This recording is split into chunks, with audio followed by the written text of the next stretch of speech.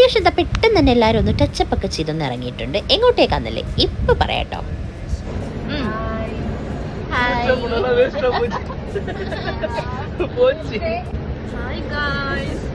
എവിടെ പോവാ?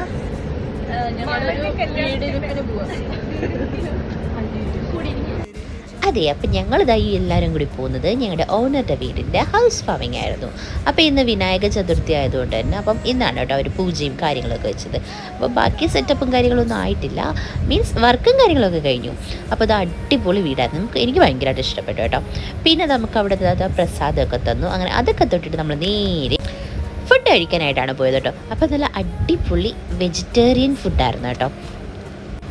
അങ്ങനെ ഞാൻ ഇതൊക്കെ എടുത്തു. അങ്ങനെ എല്ലാവരും കൂടി നിന്നും ഇരുന്നും ഒക്കെ കഴിച്ചു. പിന്നെ സ്വീറ്റ്സും ഒക്കെ ഉണ്ടായിരുന്നു.